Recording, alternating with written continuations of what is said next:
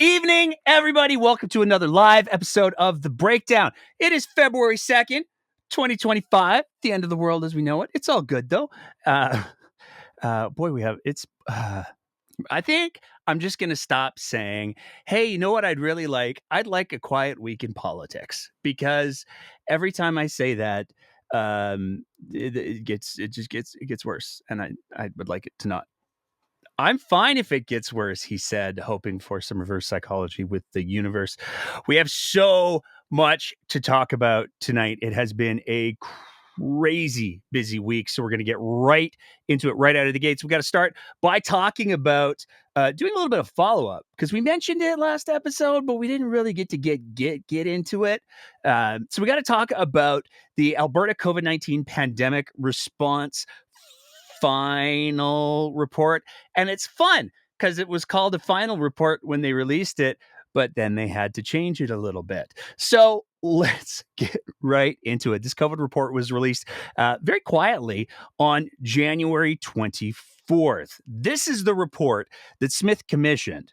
And the report had some problems, to say the least. It called for halting the use of COVID-19 vaccines in healthy children and teenagers, conducting further research into their effectiveness, establishing support for vaccine-injured individuals, and providing an opt-out mechanism from federal public health policy.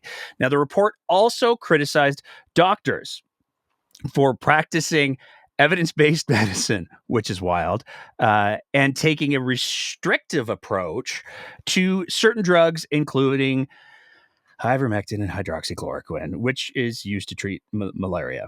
They also argued that professional regulatory bodies should be restricted so they wouldn't be able to discipline healthcare workers and physicians who abandoned evidence-based medicine, which would be bad, because it's all about the evidence in the medicine. The report also argued that media is under the thumb of public health. I have not received my public health check. And said the government should require the press to publicly disclose any affiliations when reporting on health-related matters, require media to cite level of supporting evidence, and provide disclosure of any political or financial competing interests that may influence their reporting, including publicly disclosing the dollar value and conditions of their public health and pharmaceutical contracts. And the response to the report has been by people qualified to do so. And we're going to talk about that tonight. We're going to talk about what should the qualifications look like. But by the people who were qualified to do so, the response has been pretty consistent. On January 27th, the Alberta Medical Association issued a statement regarding the report of the Alberta COVID-19 Pandemic Data Review Task Force.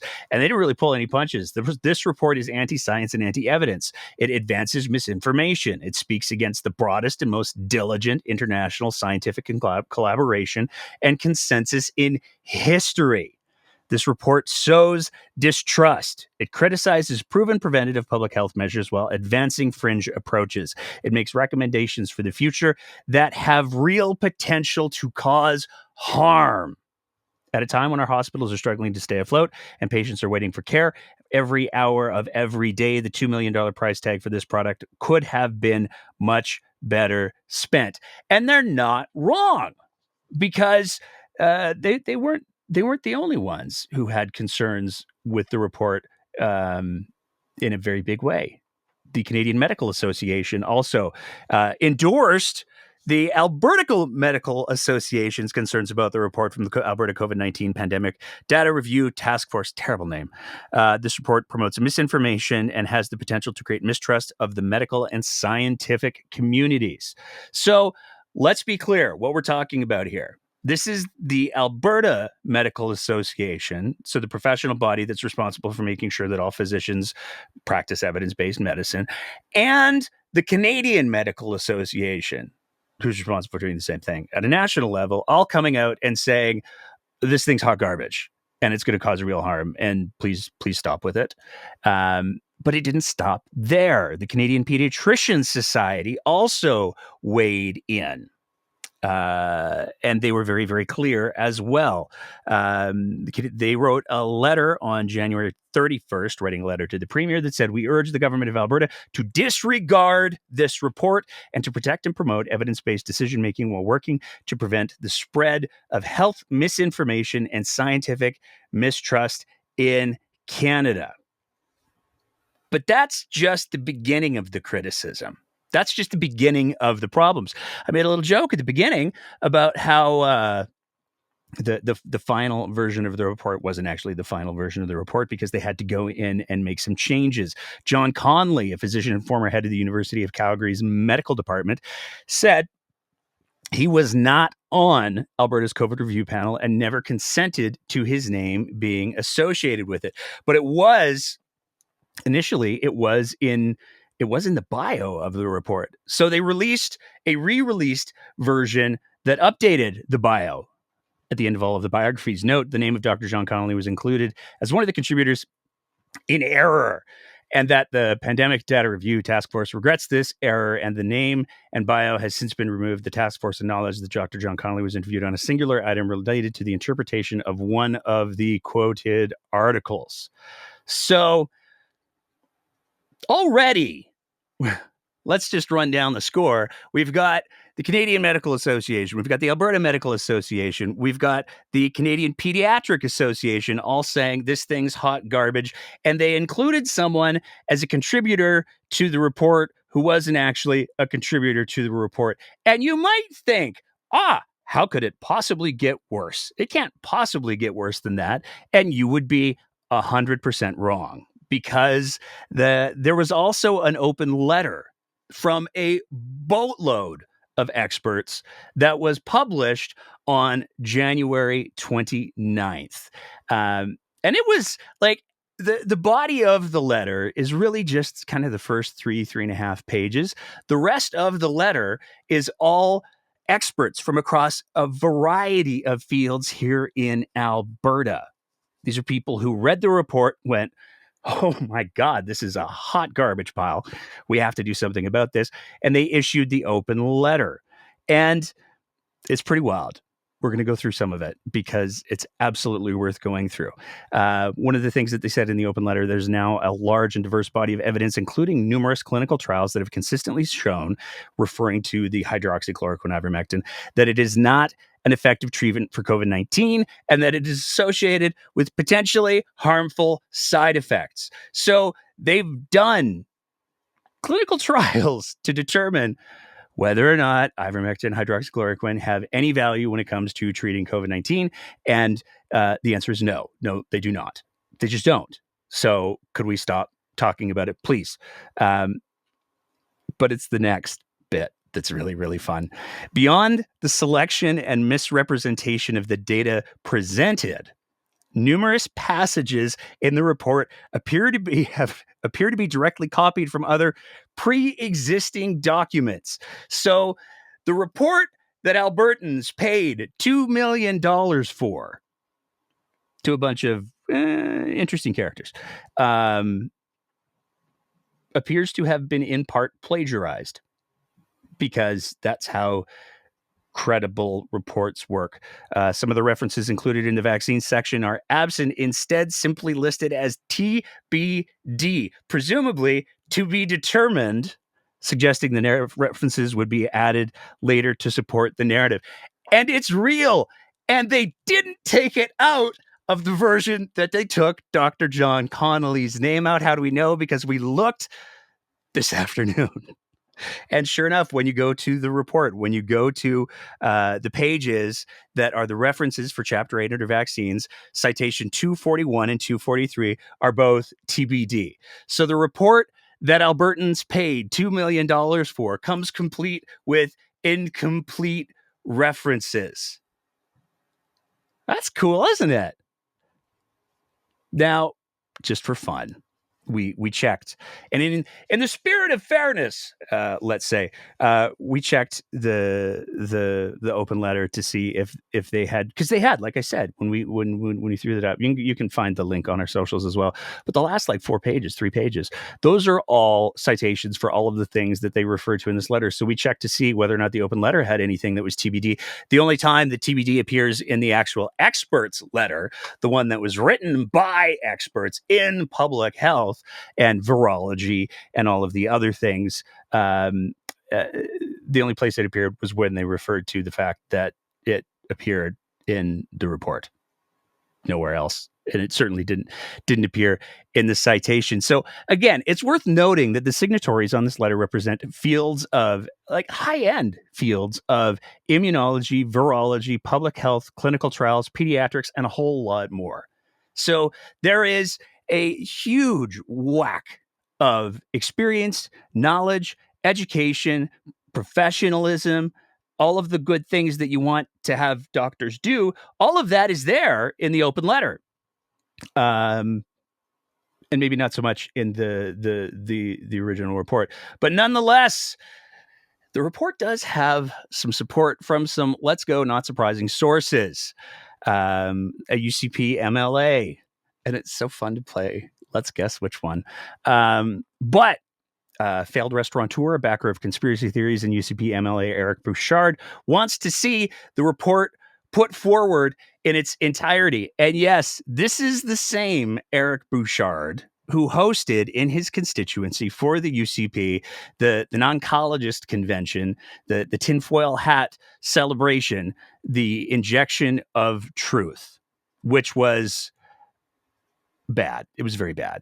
There was a lot of things that were said there that simply weren't true, that scientists and doctors, I'm air quoting that for our audio audience, believed that they could say, which brings us to the premier, because of course it does, because she was asked about the report at a press conference that she did on January 29th, same day that this letter was released.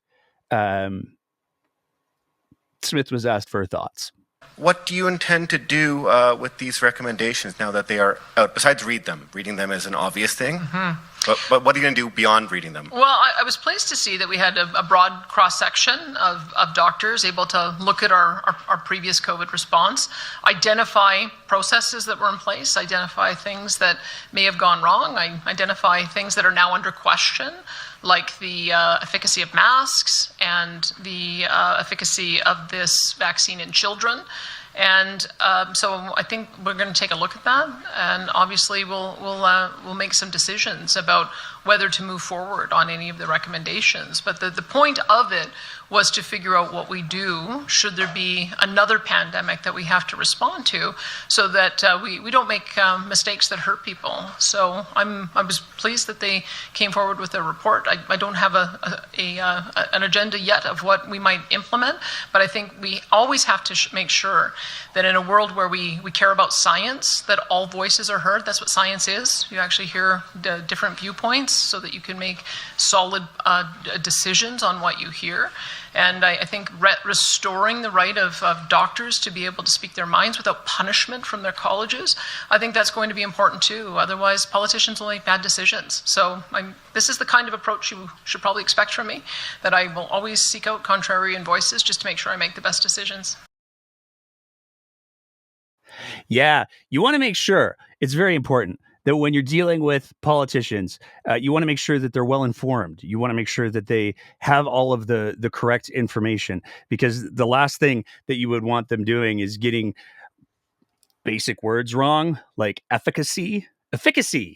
Efficacy sounds like some sort of seafood dish that's specially prepared. I'd like to get the steak with the side of efficacy, please.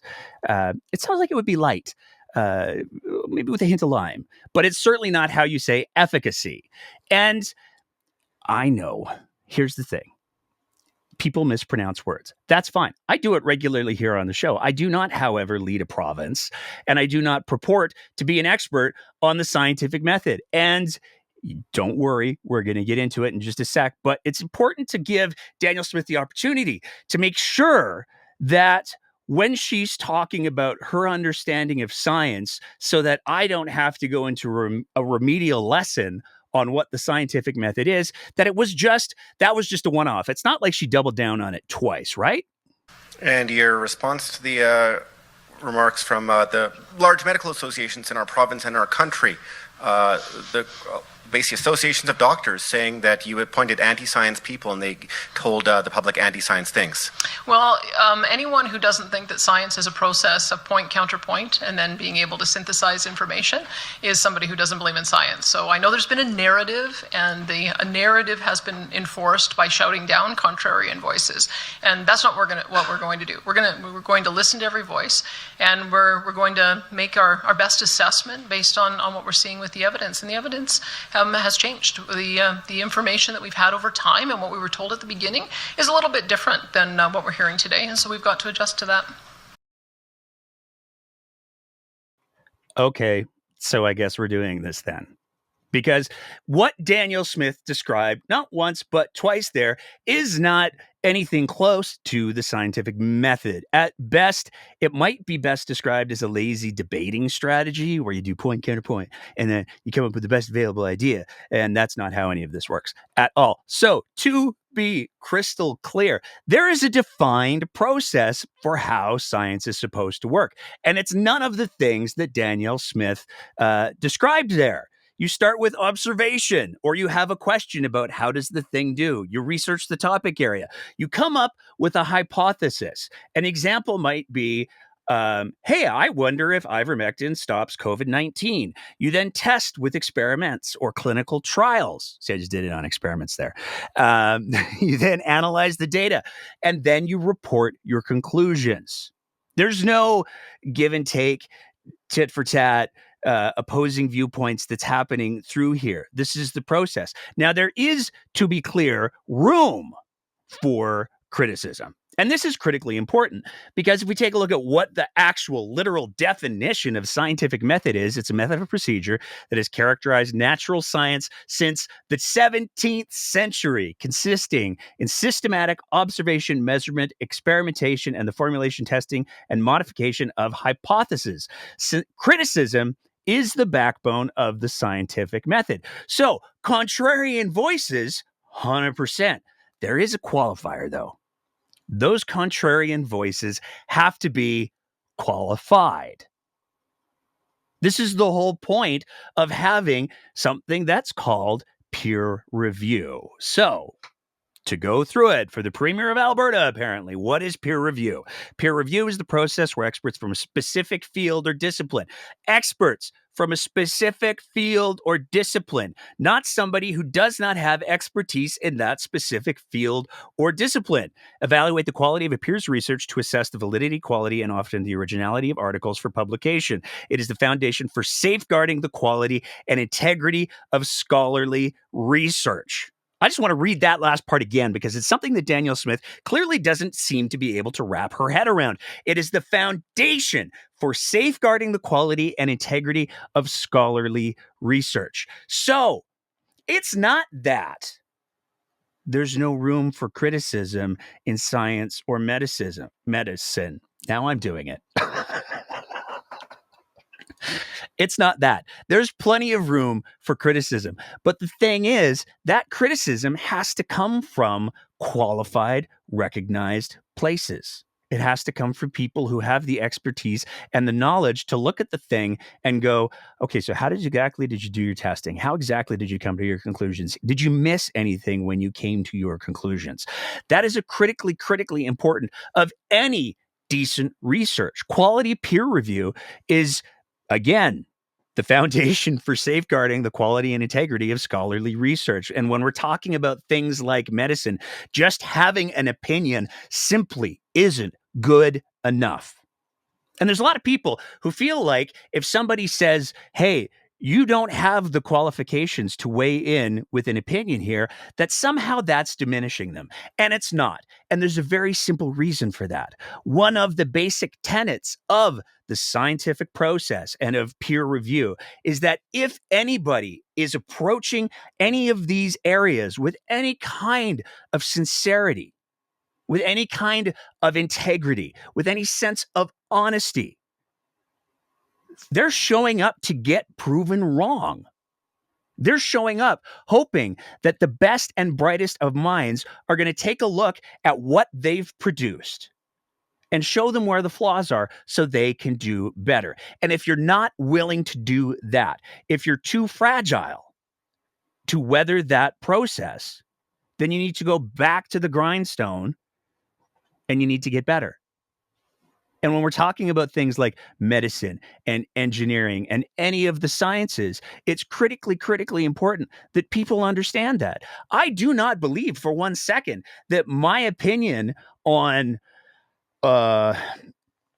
cellular something should be considered when it comes to somebody who's putting forward their PhD thesis, because my knowledge of the cellular things is spectacularly limited. I don't feel like I'm less if I admit that, and nobody should. I've used this example many times on the show before, but when I have a problem with one of my vehicles, I don't go, oh, I'm a lesser person because I don't know how to fix my vehicle myself. I go, no, I've used my time and I've invested my time in other things.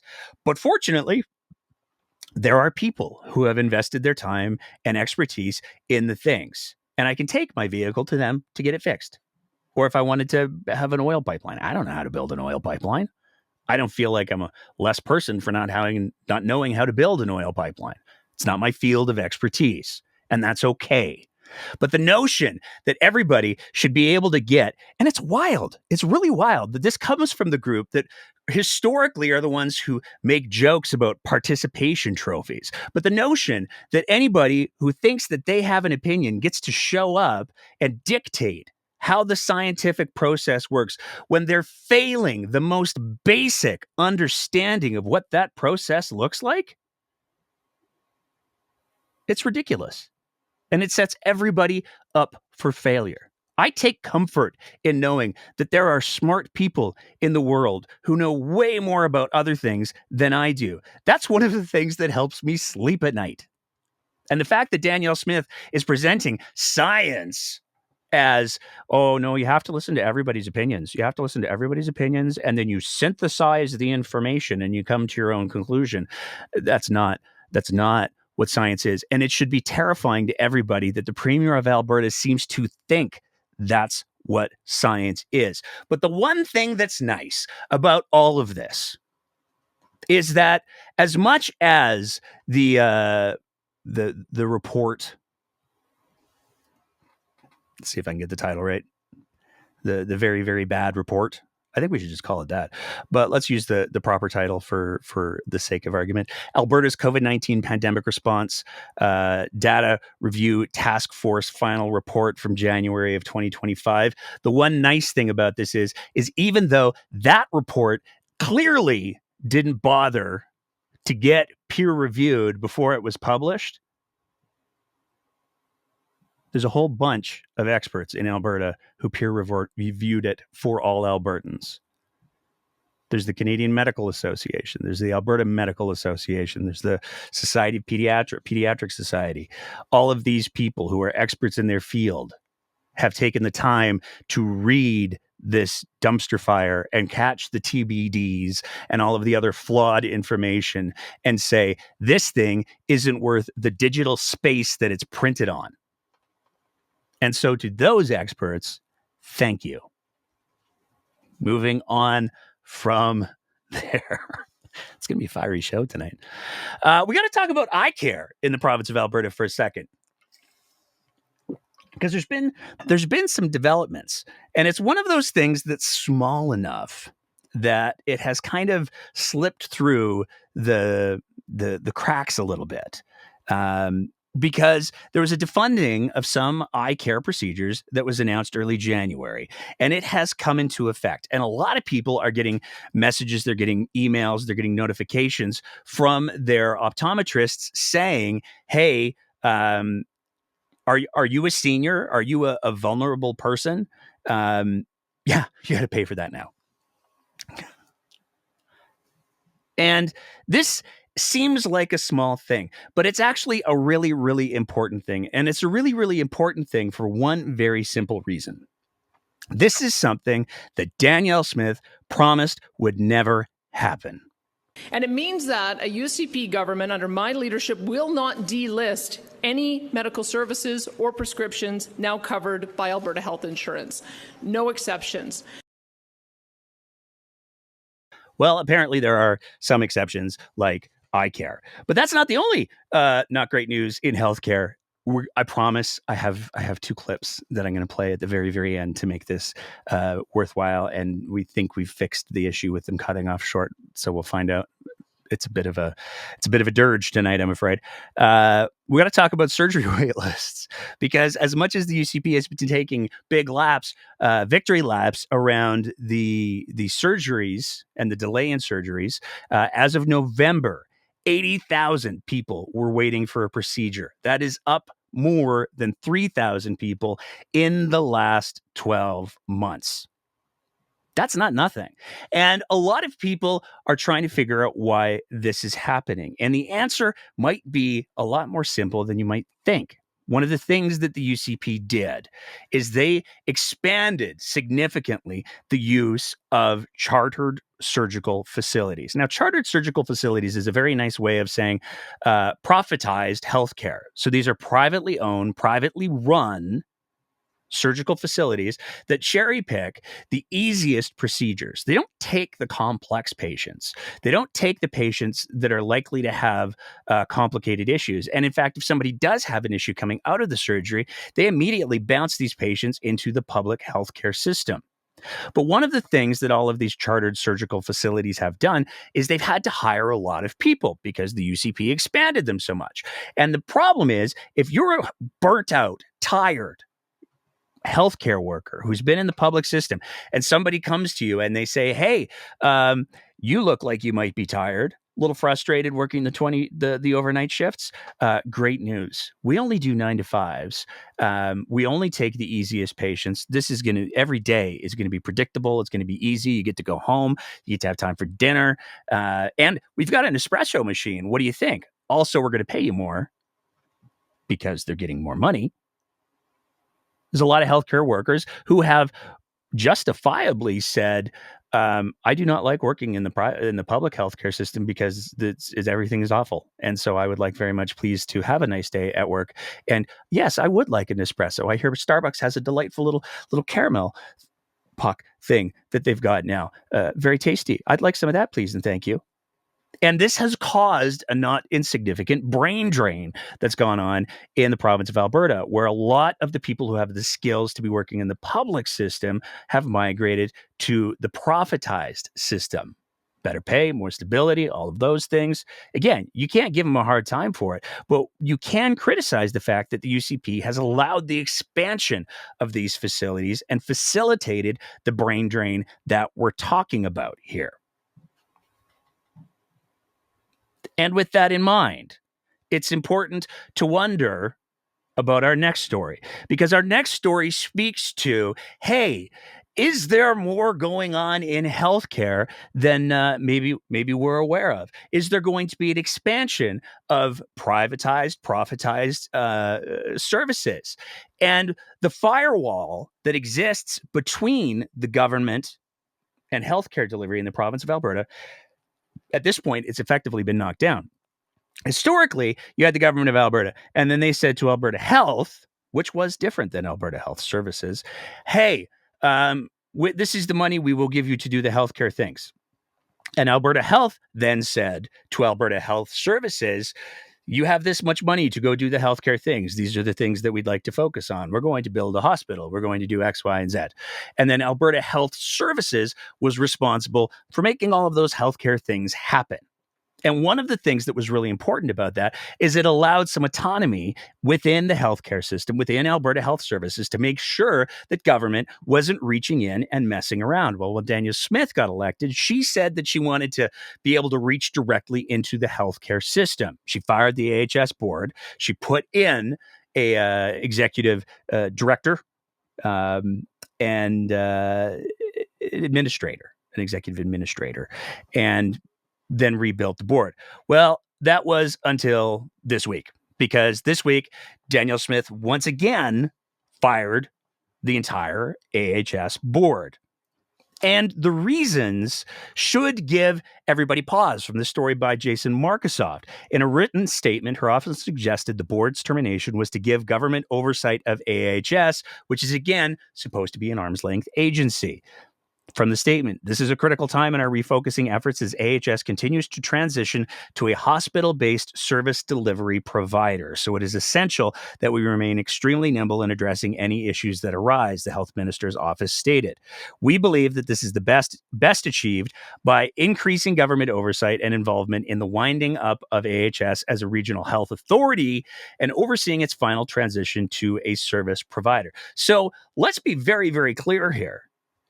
When we go back to Danielle Smith's comments and Danielle Smith's vision for healthcare, she's been very, very clear. She doesn't think that AHS should be the ones doing the administration of healthcare. They should just be a single service provider. And Danielle Smith was also very clear on multiple occasions that the reason why she believed that was so important was because if they're just a service provider and we don't like what they're doing, then what we can do, you see, is we can just reach in and we can take them away. And maybe we can give that hospital that they were running to a private company. We could give it to Bob's hospital company. We could give it to Jim's hospital company, Sam's hospital company. Who knows? There's all kinds of different hospital companies that we could possibly give it to. And then we could see if they're able to accomplish the things that we want them to accomplish. Raises a lot of questions. And this came out in a letter that was released.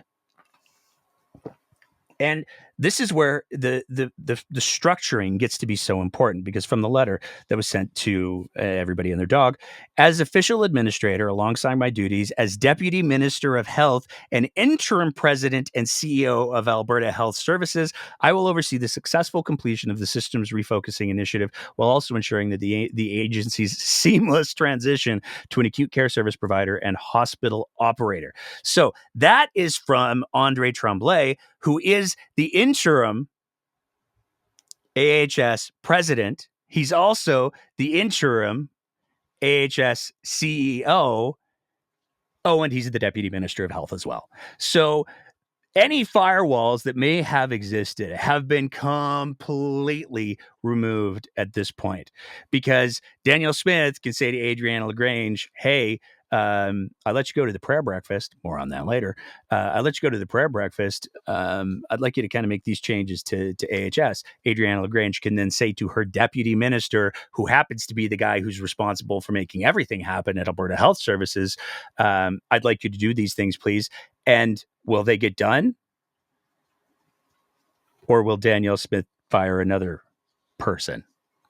Lots of questions. Moving on from there, we got to talk about the little guy for a second. We got to talk about Dale Nally. Dale Nally is the Minister of Red Tape Reduction, and I'm not wearing a damn mask at the hockey game. We haven't forgotten Dale. He had an announcement this week about a couple of different things, but one of the things that came up was gambling. I'm just hoping you can give us an update on the changes to online gaming and potentially bringing, like Bet365 and Bodog under the Alberta legislative sphere. You know what I mean? Sure. I wish I could give you something concrete. I can only tell you at this point it's something that we're looking at. We have heard loud and clear from Albertans that iGaming is alive and well in Alberta, but it's unregulated and it's the Wild West. And so Albertans are saying to us, why can't you do what Ontario has done? And so we're taking a look at what Ontario has done, and they've done a great job of not just regulating it, but making it safer. Now, I want to be clear, gambling, and particularly online gambling, will never be a safe activity. But there are ways to make it safer, there are ways to make it more responsible. Ontario's done a good job at that, and so we're currently looking at that. No decisions have been made, but we will be moving forward later on in the year with something more concrete. Now, there's a lot to unpack in that clip. We could start with the whole piece around, look, gambling's never going to be safe, y'all. We got to make sure, though, that if people do use one of their vices that could cause catastrophic effects to their lives, that they're doing so safely. We want to make sure that there's a safe supply of gambling, if you will. You can see where I'm going with this. The hypocrisy is very, very real. But we have no answers. We don't know what we're going to do, but we want to make sure there's robust supports. We haven't made any decisions, but robust supports. Well, it turns out they did make some decisions because the Alberta government has ended a funding contract for a nonprofit organization that provides education and resources for gambling addiction.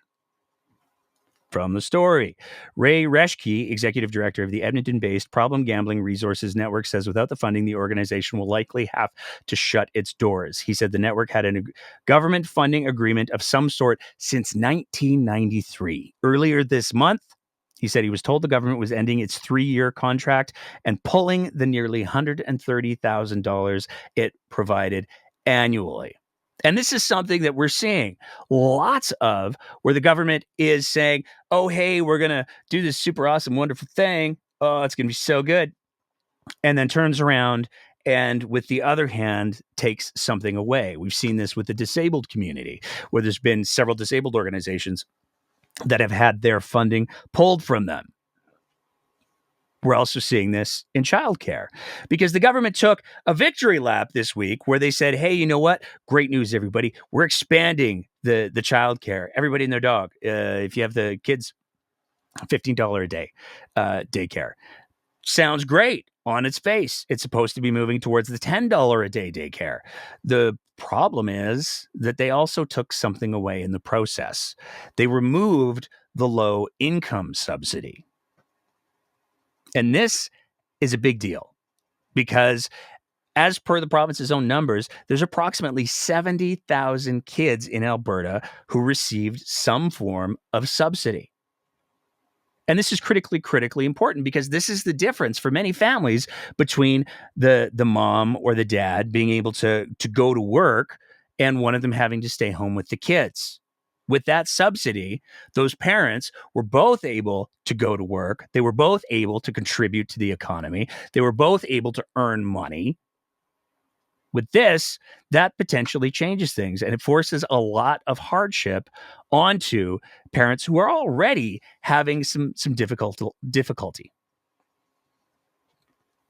Which brings us to our next one, which is complex, but not. And you'll see why I say that in just a second. So, there's a strike that's been going on for a little while now. Support workers, support staff in the Edmonton area, they served strike notice on Thursday, January 9th, 2025. And they're striking for better wages because if you take a look at what support workers are actually paid, it's not great, especially for the work that they do. Well, Demetrius Nicolaides issued a ministerial order that very, very quietly stayed under the radar. A little while ago, we got sent a copy of the order, and it's worth taking a look at what it says, because what it says is, I, Demetrius Nicolaides, Minister of Education, pursuant to Section 4 of the In-Person Learning Regulation, exempt the Board of Trustees of Edmonton School Division from the application of Section 2 of the regulation to provide an in-person learning option at the schools under its authority to students who require an educational assistant due to complex needs, where the continued attendance of those students at in-person learning may risk the health and safety of the student or other students or staff, subject to terms and conditions in the attached appendix. The order commences January 13th and expires the day after the termination of QP 3550 labor strike or upon revocation by the minister. So it's pretty clear that this order was designed to do a couple of things. One of the things that this order very, very clearly is tied up in is the strike of the support workers. The other thing that's very, very clear is that Demetrius Nicolaides didn't mind going back on one of the big promises that the UCP made. One of the big promises that the UCP made coming out of the COVID pandemic, right or wrong, was that never again in the province of Alberta would kids not be allowed to go to school. There would be nothing that would stop kids from being able to access in-person learning. This order says, well, unless they're disabled and just too much work, because we don't want to pay those support workers to come in. We don't want to pay them a fair wage to do the work that they do. So we're going to try to drive a wedge and punch down on disabled kids. Well, there's a lawsuit now. And this is an important thing to highlight here. 4 students with disabilities are suing the government of Alberta over the discriminatory and unlawful practices during the QP 3550 strike. They filed for an emergency injunction seeking a suspension of the ministerial order, which would mean that the school board was responsible for making sure that those kids have access to the support workers. From the press release, the ministerial order makes an explicit and flagrant distinction based on these students' disabilities, said Orla O'Kelly of O'Kelly Law, who is representing the students. It is because of their disabilities that they have complex needs. And it is because of these complex needs, 1,200 kids are being told to stay home from school. The Edmonton Public School Board reported that approximately 2,500 students are on modified schedules. The statement of claim alleges that the ministerial order is unlawful because it takes away the students' rights to education guaranteed in the Education Act. It also argues that the ministerial order and other government actions are discriminatory towards students with disabilities. The ministerial order gives the legal cover for schools to make children stay home because the government won't provide funding for adequate supports to these children. And this is where it gets really heavy. The students also alleged that the minister, Nicolaides, engaged in misfeasance in public office, acting for an improper purpose to save money in issuing the allegedly unlawful ministerial order. So, to make a very, very long story short, the UCP has very much gone back on its promise of, hey, you know what, we're going to make sure the kids, they're never going to have to stay home from school again. They've gone back on that promise. And it almost appears, certainly some people have made the suggestion, that Minister Nicolaides is trying to weaponize disabled kids in this whole strike issue, which is, quite frankly, unbelievably gross.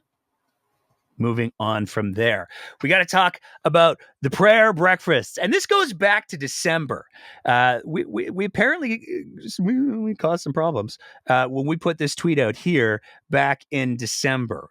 Reading from the tweet from the DMs, wondering who the theocrats are in the UCP. Good news, they have a list, and they're going to the U.S. National Prayer Breakfast because Dan Williams did all of the networking. It includes the screen capture that we were provided by an anonymous source that very, very clearly spelled out who was invited to the National Prayer Breakfast. Hi, Minister, MLA, schedulers, and friends. I hope this email finds you well. Earlier this fall, Minister Williams was put in contact with the organizers of the U.S. National Prayer Breakfast to seek guidance and input for our own provincial Christian prayer breakfast. So let's be clear right out of the gates here. The government of Alberta is putting resources towards creating a provincial Christian prayer breakfast. In the process of this discussion, he was invited to lead an Alberta delegation to attend the United States National Prayer Breakfast, NPB, in Washington, D.C., February 5th to 6th, 2025. Minister Williams nominated each of you to be one of the Alberta invitees to this event. Those in the list below. The list below: Dan Williams, Joseph Schau, Nathan Newdorf, Nathan Cooper, Chantel DeJong, Nolan Dick, Andrew Boychenko, Julia Behrman, Pam Davidson, and Minister LaGrange may also attend on a separate invitation. Well, it turns out they went, some of them anyways, and some of them went on the taxpayer's dime. Affordability and Utility Minister Nathan Newdorf, Health Minister Adriana LaGrange, and Mental Health and Addiction Minister Dan Williams, along with 3 staff, are scheduled to attend the event. And apparently, from Mr. Markosoff's story, LaGrange is already on the way. So That's fun. I guess Alberta's getting a Christian national provincial prayer breakfast day because Dan Williams wants to do that. Cool. Moving on from there and into the main event. We got to talk about the Donald. I love I have my concerns about the AI. I don't want to see a Skynet thing happen, but some of the graphics that the AI can cook up for us, they're a little bit fun. See, it's a bull in a china shop, but it's Donald Trump, because that's the theme that we're going to go with for the next little bit. So let's talk about the tariff situation that we've seen unfold over the last week. If he is determined to put in a tariff to generate revenue for whatever need he has domestically, that just lowers the chance of a Team Canada success in whatever form it takes. I don't know if it will be, because look at what just happened in the last 24 hours in Colombia. Colombia, he threatened to slap on a 25% tariff. And what did he want in return? He wanted them to agree to accept the deportees that he was sending. And when they finally agreed, he took the tariff threat off the table. So that's why I'm saying that we've got a president that we have to find out what exactly it is he's looking for from Canada. I don't know that we've gotten to that yet. I think you get there by having diplomacy and negotiation, and I'm hopeful that we'll be able to have a breakthrough there. So why are we playing that clip again? We played it last week. Why are we playing it a clip again? It's an important clip because Danielle Smith admits for the first time she doesn't actually know what Trump wants, which is wild, because if you take a look at what Trump's actually said over the last little bit, it's pretty clear what's going on here. We did a thought experiment at the end of last week's episode. We're not going to be doing a thought experiment this week because the pieces have all pretty much fallen into place. But let's go back to the beginning of the week, because Danielle Smith was saying, we hope we can talk him out of the tariffs, and the Donald had some thoughts. America is going to be very rich again, and it's going to happen very quickly. It's time for the United States to return to the system that made us richer and more powerful than ever before. Do you know the United States in 1870 to 1913, all tariffs, and that was the richest period in the history of the United States, relatively speaking. In other words, relatively. And they set up the Great Tariff Commission of 1887, and this commission had one function: what to do with all the money that we took in. It was so enormous that they had no idea. It was a blue ribbon committee. It was set up 1887, and what to do with all of the money that we had. And again, Teddy Roosevelt was a beneficiary, because when McKinley was killed, he took over this vast sum of money, and he did all of those national parks and all of the other things. And I'm not knocking him, but he was given a vast amount of money, and that was all made through tariffs. We had no income tax. The income tax came in 1913. As I said in my speech last week, instead of taxing our citizens to enrich foreign nations, we should be tariffing and taxing foreign nations to enrich our citizens. Does that make sense, right? Now, it's wild that room of people clapped, because, again, remedial, for anybody who's unfamiliar, tariffs are costs that the country that's receiving the goods puts on the goods on the country's end. So you can't put a tariff on the Canada side. You can only put it on the United States side if you're the president of the United States. If you're the prime minister of Canada, as we'll see later, turns out you can put some tariffs on too. But tariffs are just, hey, we're importing this widget. I would like to charge more for this widget, so we're going to add 10% or 25% to the widget price. If you want to sell the widgets, you got to give us 25% of the value. That's what tariffs are. But there's a couple of things that are important to understand about the whole tariff conversation. The first one is you can't just do these things. There have to be emergencies. And if you view it through the lens of you need an emergency to justify putting tariffs on, all of a sudden the emergency at the border when it comes to migrants, when it comes to the fentanyl crisis, all of a sudden, we've got us an emergency. We need to do these tariffs. But again, the end game for Donald Trump is very clearly getting the tariffs in place. It's a tremendous way to raise revenue. It's a tremendous way to stimulate internal production of the things and the stuffs. Because if you run an oil company and you want to sell oil and gas to people, you have places where you can get the oil from. You can import it fairly easily from Canada right now, or that becomes so expensive that it becomes cheaper for you to drill more in the United States. And you can apply that same model to just about any industry. If you make it prohibitively expensive to import things, then you increase the likelihood, the chances of domestic production. You bring back the jobs, as Donald Trump likes to say. It's also a hell of a way to raise additional revenue. And Donald Trump has been very, very clear that one of the things that he wants to do is a little bit of a bait and switch in order to eliminate income tax. So instead of charging people income tax, if the tariffs generate enough money, then he can stop charging people income tax. Look, he's the president who got rid of income tax. Life's more expensive on everything that's imported, but the people go, but I don't have to pay the income tax anymore. For lower income and middle income people, it's a bit of a trade-off. And the instability that's caused by it, by the tariffs, is actually probably worse. But for the uber wealthy, for the super rich, for the broligarchs, for all the ones who are sitting in the front row of Donald Trump's inauguration, getting rid of income tax is a huge, big deal. So that's some context to think about as we go through the rest of the things. Because Donald Trump, that was him on the 27th talking about, that was at the GOP conference. He still wants his tariffs. Danielle Smith had a presser on the 29th, and she was still going out of her way to try to find ways to make the tariffs not be a thing. She still believed that if we just dealt with the border crisis, which doesn't exist, if we dealt with the border crisis in Canada, then we could get Trump there. And she had a very junta-ish idea for how we could do that.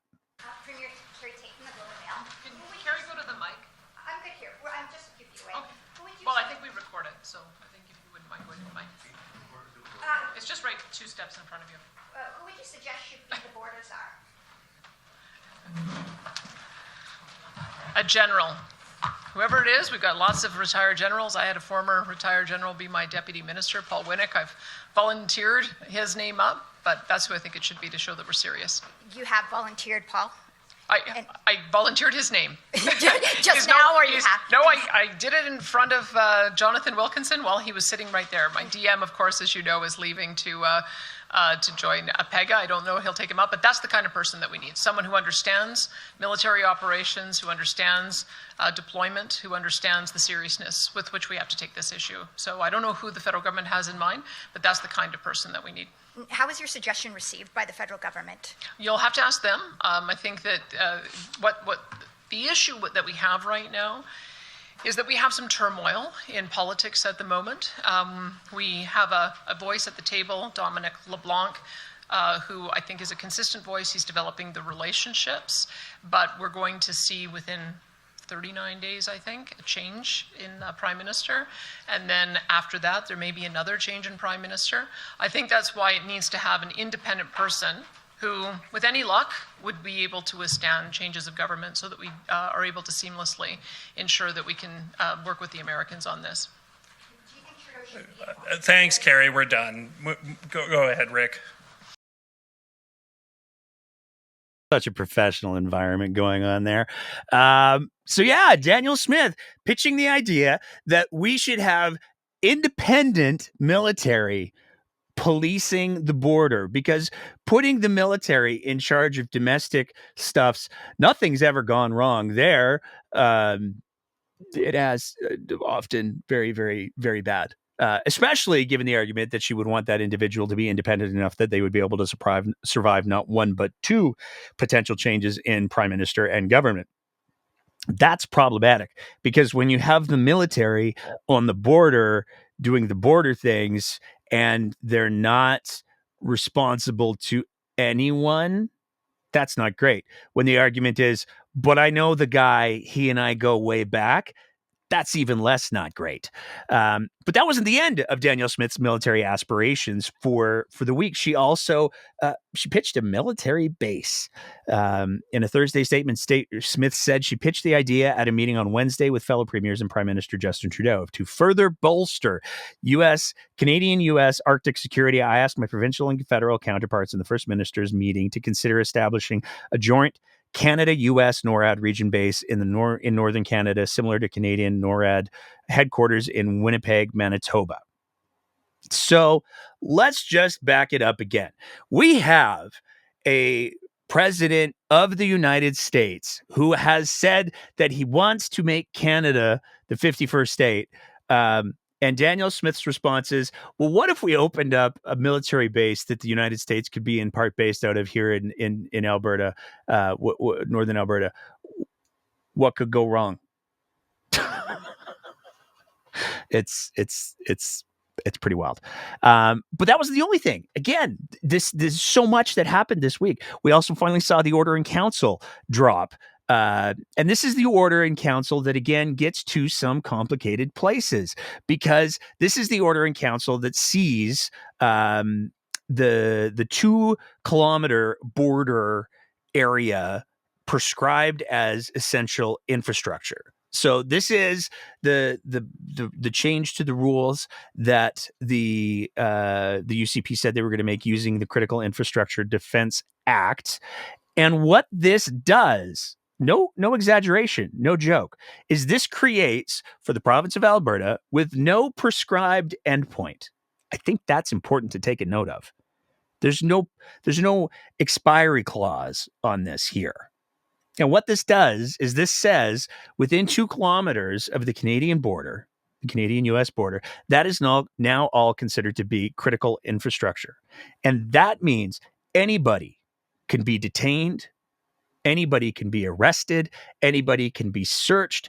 There's no cause that's required, which is pretty wild, because it's now an area where the Alberta police force, cough the sheriff's cough, we're going to get to that in just a sec, have the ability to do pretty much whatever they want, as long as they believe that it's in the course of patrolling. They have, in effect, taken over 2 kilometers of land along the entire border.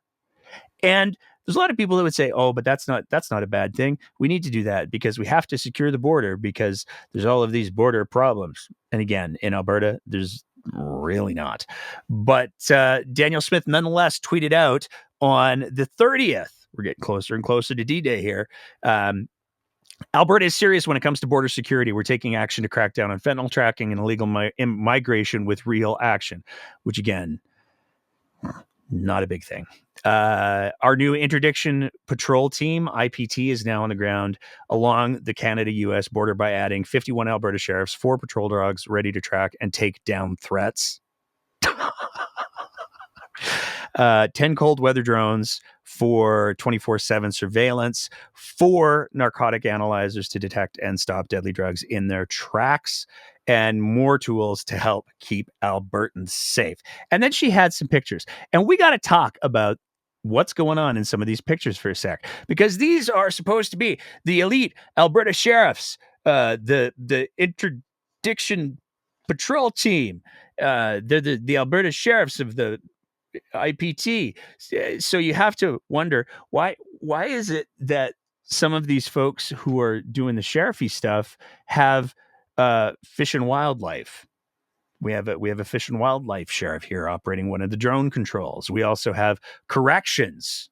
So these are sheriffs who work in prisons who are doing the dog searches. So it seems like, in many ways, what Danielle Smith has done is she's pulled in a bunch of resources from existing law enforcement. These aren't new. She's pulled in a bunch of resources from existing law enforcement. And what she's tried to do is make it look like all of these resources are in place. But there's a lot of questions about, Okay, so if those are corrections dogs, then they're not sheriff's dogs. And what's going? Where are the dogs supposed to be? But one of the other things that comes into play is that Fish and Wildlife sheriff who's operating the drone.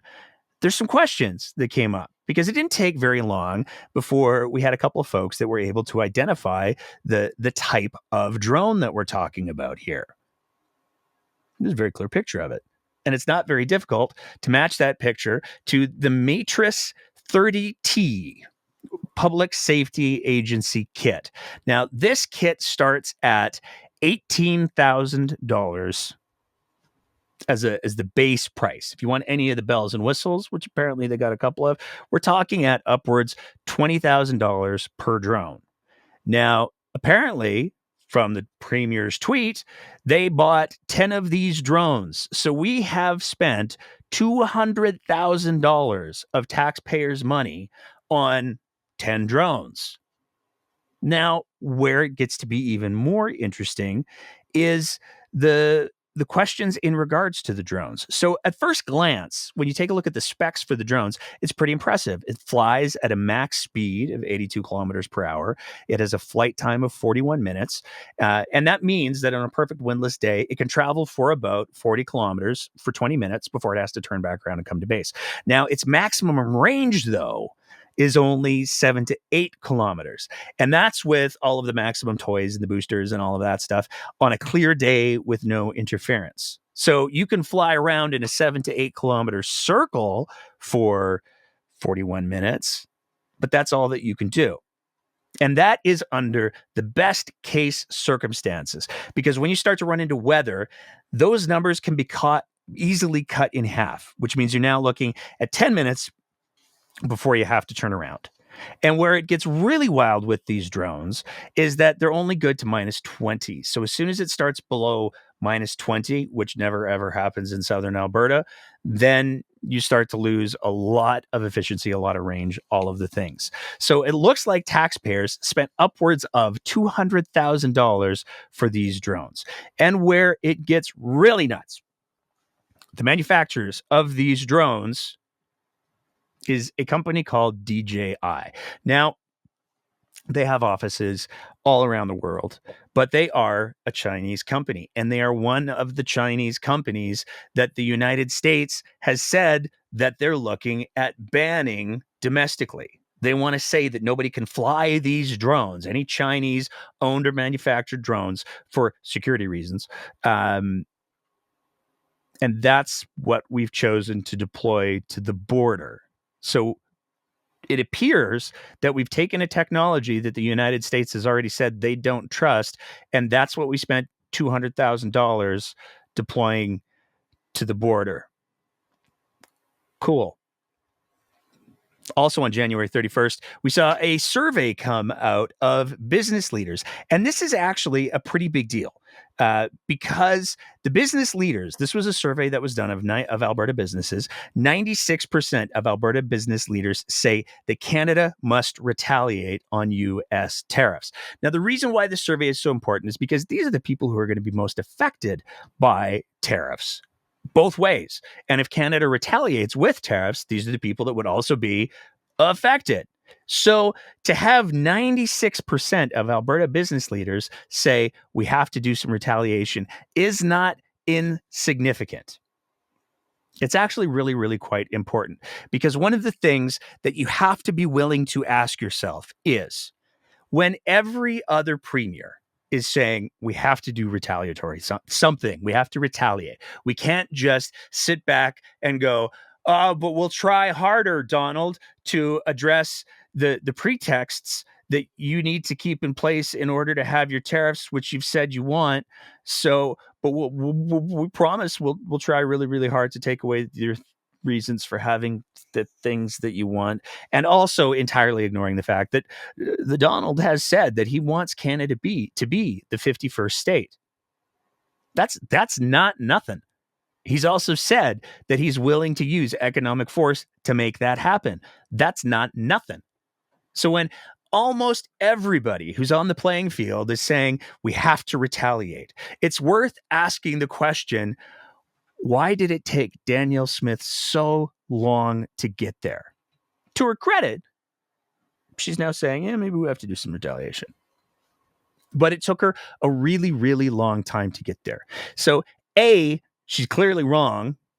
She clearly read the room wrong. And B, she's clearly not the great strategist that so many people are holding her up to be. And speaking of reading the room wrong, that brings us to Friday.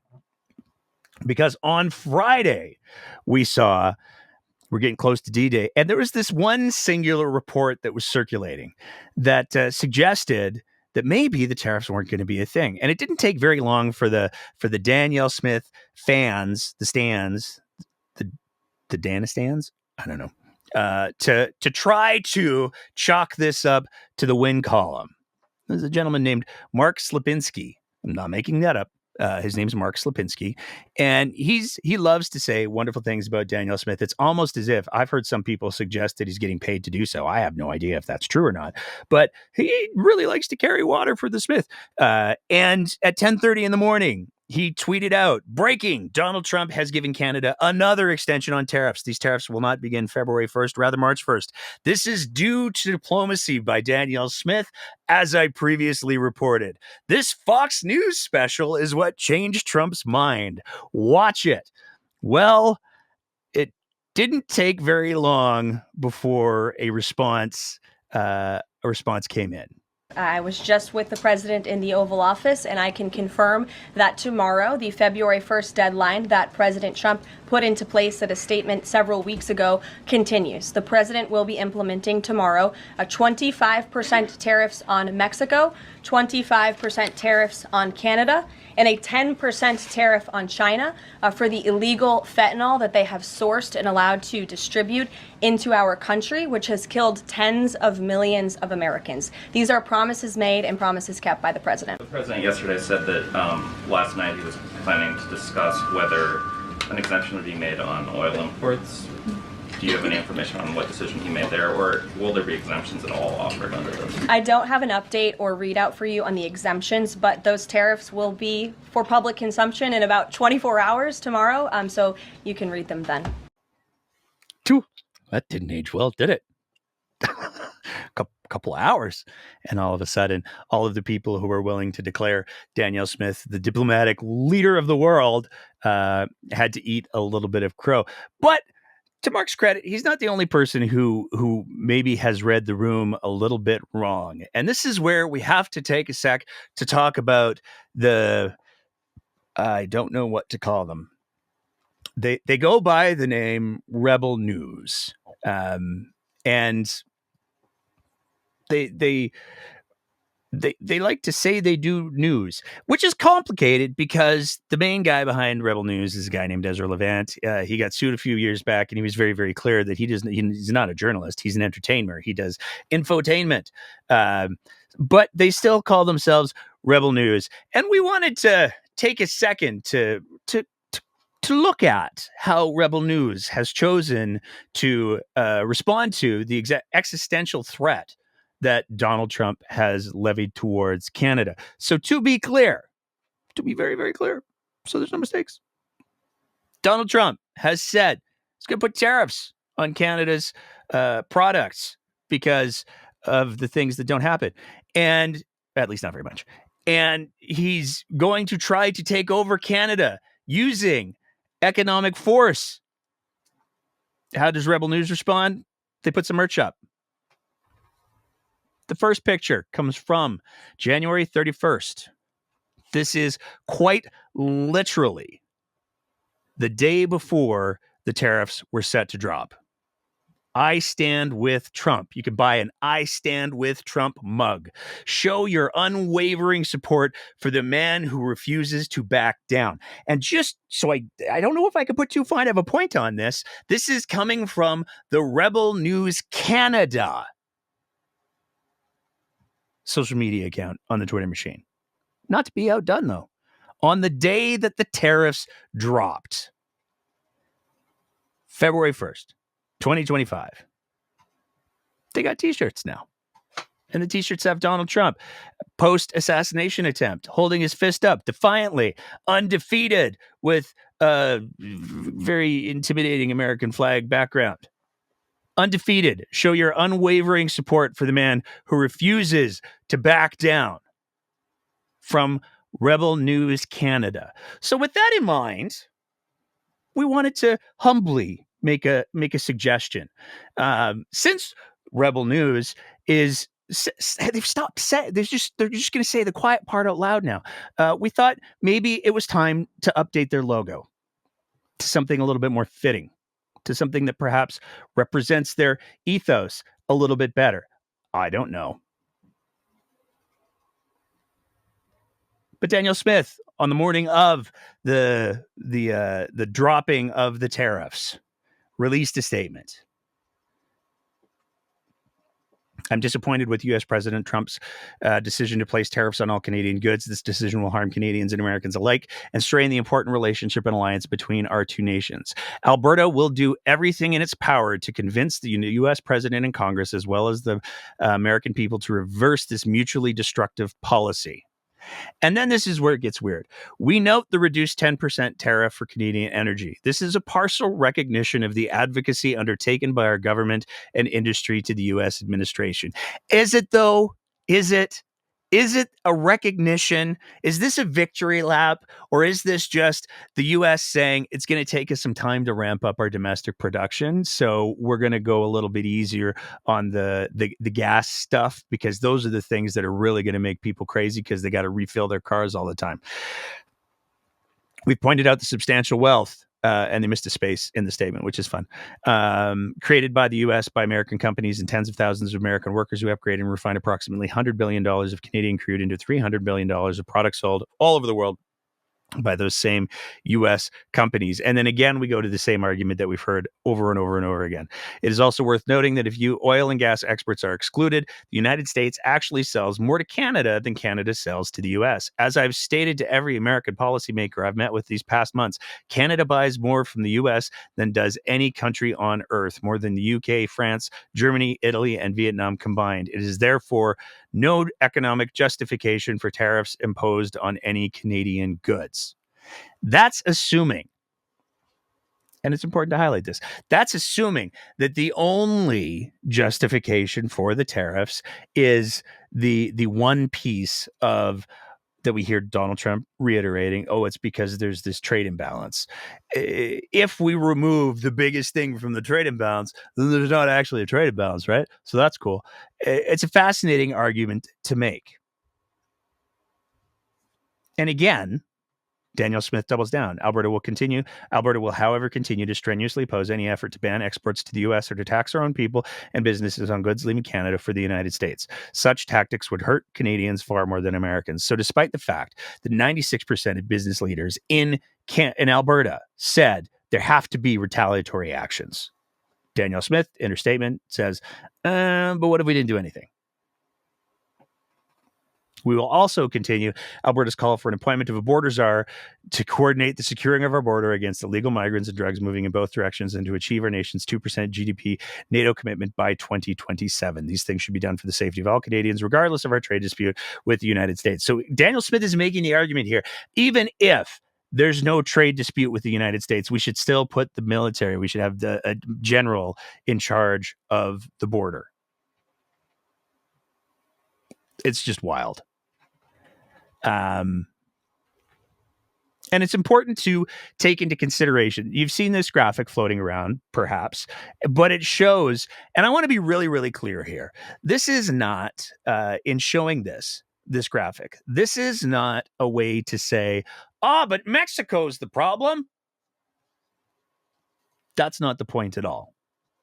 The reality is there are no countries north of Canada.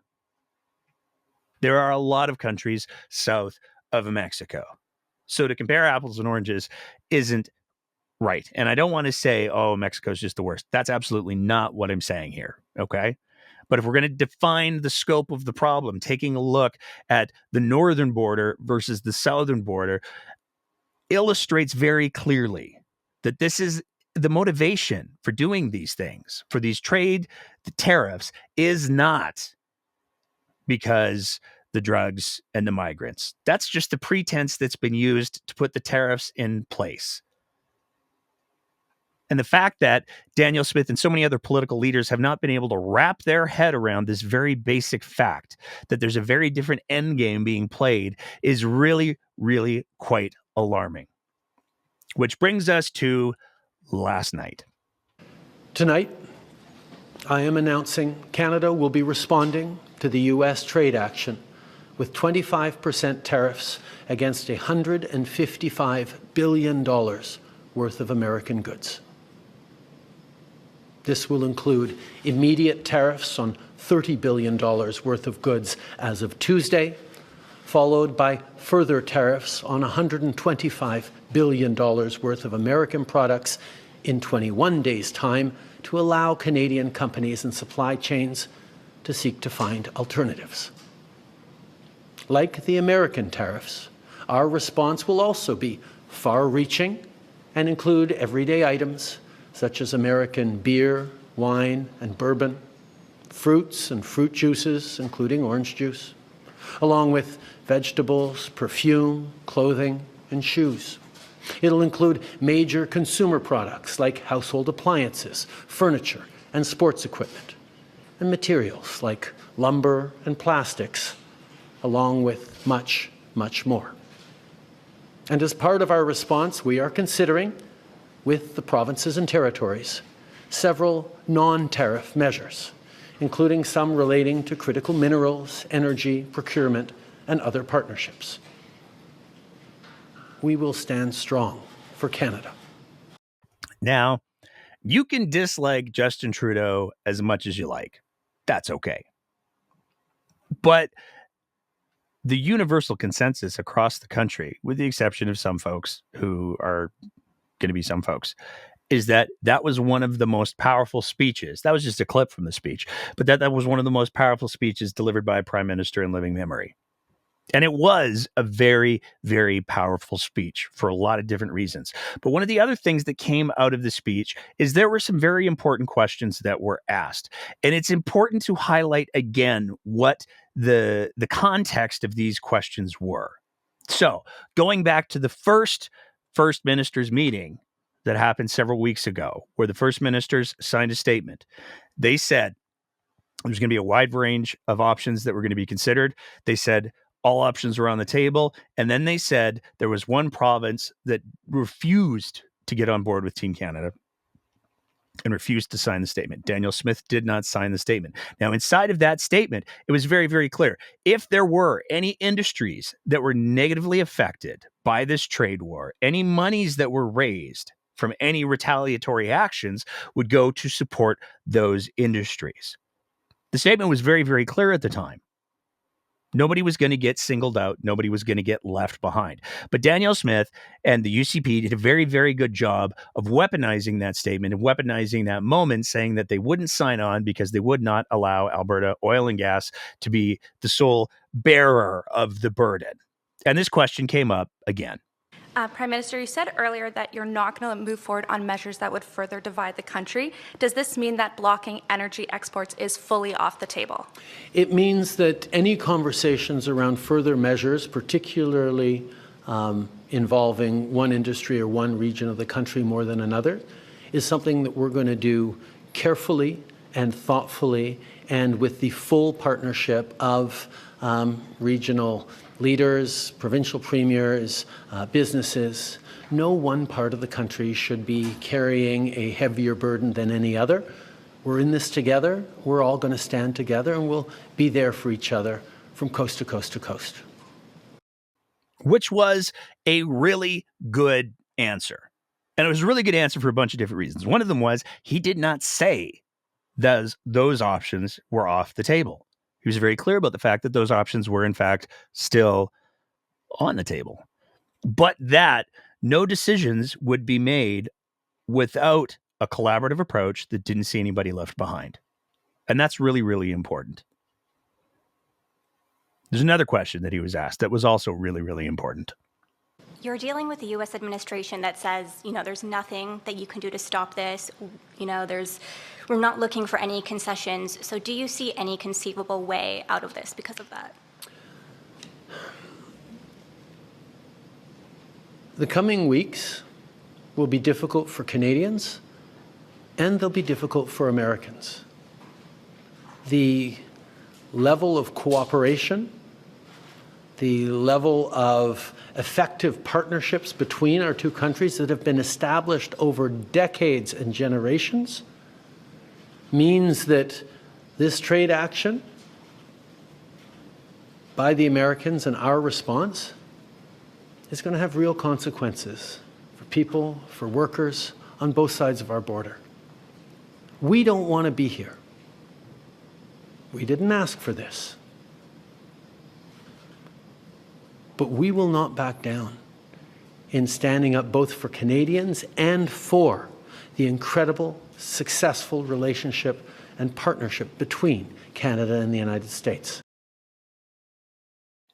It's a pretty powerful answer to a very real question. Donald Trump has said a lot of things. One of the things that he said is that there's nothing that Canada can do to stop the tariffs. He's also said that he wants Canada to be a 51st state. He's also said that he will take over Canada using economic force. So Donald Trump has said a lot of bombastic things. Now, that's one of the things that Donald Trump does. But here's the question that I think that people really should take some time to wrestle with. Danielle Smith fancies herself to be, and certainly, pardon me, certainly Danielle Smith likes to present herself as being the great diplomat.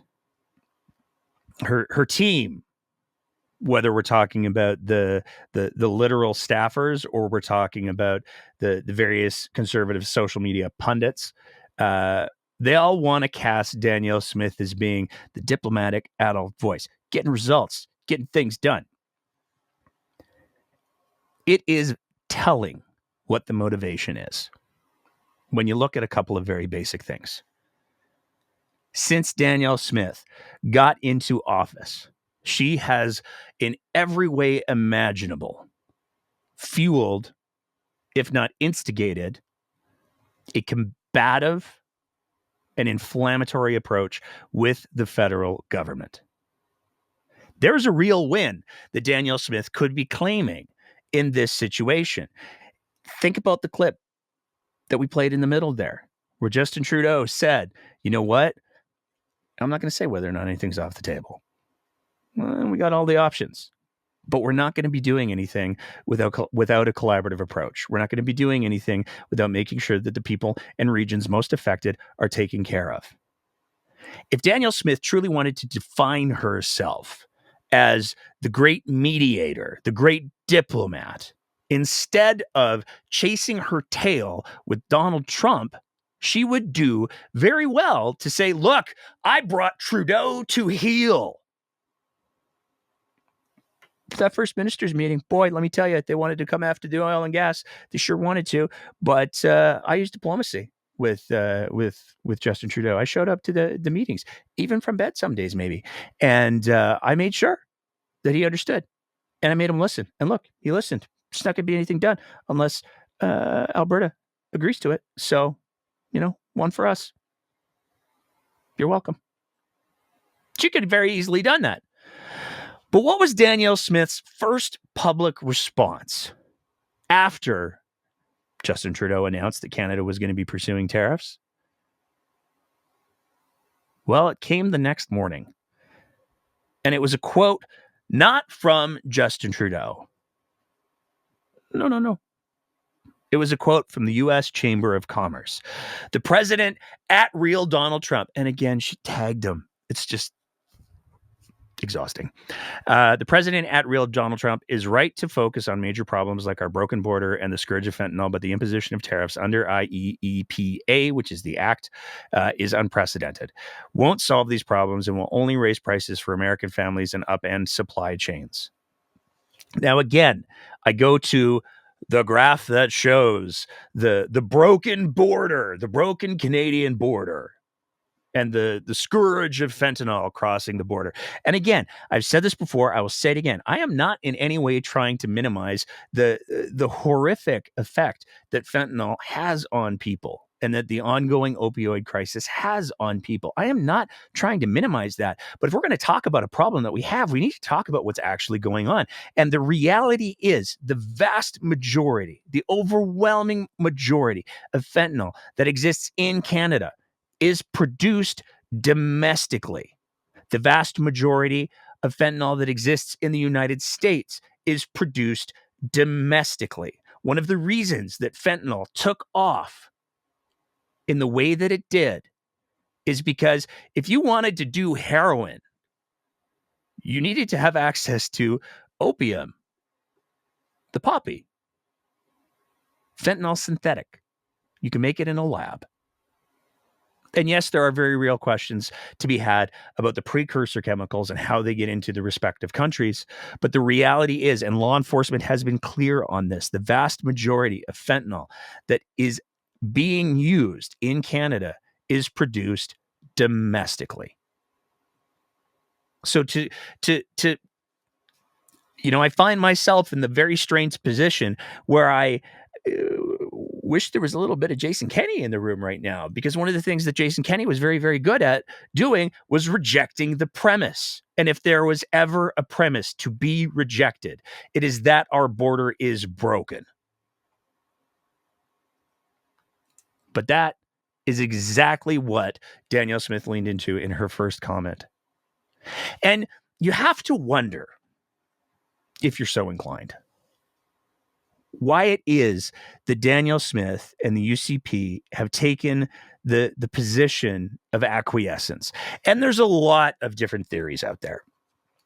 There's a lot of different ideas. I mean, certainly Donald Trump has been very, very clear that he wants Canada to be the 51st state. Certainly there's a strategic argument to be made for using Alberta as a wedge. All of that is true. But two things can be true at the same time. And one of the things that I think is worth remembering is that people see in others what they see in themselves. Danielle Smith has made it very, very clear throughout her political and professional career that she will abandon everything else to go to the winning side. She did it with a Wild Rose when she crossed to the PCs. And it cost her. She didn't learn a lesson because she did it again with the convoy. When the convoy presented itself, when the freedom movement presented himself, Smith did a very good job of aggressively aligning herself with the conspiracy theorists. And there are real questions to be asked in regards to how much Danielle Smith believes of those things. No one will ever know, likely, except Danielle Smith, because Danielle Smith is so good at speaking to whatever audience she's in front of, changing her message for whatever audience she's in front of. But you have to wonder, what is it that Danielle Smith sees in Donald Trump that has made her so terrified and so convinced that the only option that she can pursue is appeasement? And again, she's on her own in that stance. When we take a look at what other premiers have said, Doug Ford has initiated, and I don't like saying nice things about Doug Ford, don't get me wrong, but when somebody does something right, you got to give him props for it. Doug Ford has initiated his own provincial pieces. Every year, LCBO sells nearly $1 billion worth of American wine, beer, spirits, and seltzers. Not anymore. Starting Tuesday, we're removing American products from LCBO shelves. As the only wholesaler of alcohol in the province, LCBO will also remove American products from its catalog, so other Ontario-based restaurants and retailers can't order or restock U.S. province. There's never been a better time to choose an amazing Ontario-made or Canadian-made product. As always, please drink responsibly. David Eby also. If America thinks tariffs will crush the resolve of Canadians, they're wrong. We will not roll over. BC is stepping up to do our part by pulling U.S. liquor off the shelves, excluding U.S. products from government purchases. So other provincial leaders, and there's lots of other examples, even the nicest man in politics, Wild Canoe, put out on a personal level, if you want to find ways to fight back, shop local and buy Canadian. Where you spend your money, those are some of the most important decisions that you can make. These are premiers from across the political spectrum. Everybody is saying, we need to do more. We need to fight back. We need to send the message that we're not just going to roll over. And yet, how does Danielle Smith respond? She spends 3 of her ministers and 3 of her staffers to go to the American prayer breakfast to, again, try to get an audience with the great King President. It's absolutely beyond understanding. And the fear that I have as an Albertan is Danielle Smith will always go to what she sees to be the winning position at the detriment of everybody else around her. And she's not aligning herself with Team Canada in any meaningful way. All language is hedged. And it's all predicated on that, well, if we just fix the border, maybe he'll like me. And it starts to be important to start asking the question, does she not think that Canada can win? Does she not think that Canada can weather this? Because I'll be honest, I do. I absolutely look at the response that we've seen, not just across the province, not just across the country, but across the province as well. People are pulling together in a way that I can't remember seeing in my lifetime. And it's amazing and it's inspiring. And it's something that all true Canadians should be leaning into instead of trying to negate, instead of trying to play craven politics. There's a time and place for craven politics. No questions asked. There's a time and place to put the metaphorical knuckle dusters on. But this isn't it. This is a time and an opportunity to pull together as Canadians and address what is a very real existential threat to our country. Because Donald Trump has made it very, very clear. He has no intentions of stopping once the border's secure. And he has no intentions of stopping once the migrants start coming in from Canada. That's not his end game here. He's got a much different end game. And it's one that all Canadians should certainly be thinking about. His response. This is from this morning. We pay hundreds of billions of dollars to subsidize Canada. Why? There's no reason. We don't need anything we have. We have unlimited energy, should make our own cars, and have more lumber than we can ever use. Without this massive subsidy, Canada ceases to exist as a viable country. Harsh but true. Therefore, Canada should become our cherished 51st state. Much lower taxes, far better military protection for the people of Canada, and no tariffs. Now, there's an inherent contradiction in there. Because if Canada is worthless and we don't have anything that he needs, why would he want us to be the 51st state? With Donald Trump, it's always worth keeping in mind. He fancies himself to be a master negotiator. And at the end of the day, he's really just a bully. And there's only one way to deal with a bully when he's up in your face.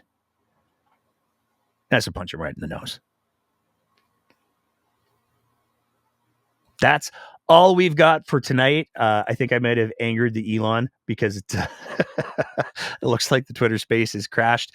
We are working on coming up with another way to get the back and forth, the call in going, because I missed that, and it's very difficult to make it happen when Twitter X has gotten so horribly unreliable. So we're going to wrap things up for tonight there. I'm going to do a couple of the plugs, and then that'll be it. First thing I want to plug is I know we haven't been doing publicly very many interview episodes. That's not because we're not doing interviews. We are working on a project that is, as I've said before, the most ambitious thing that I think the show's ever done.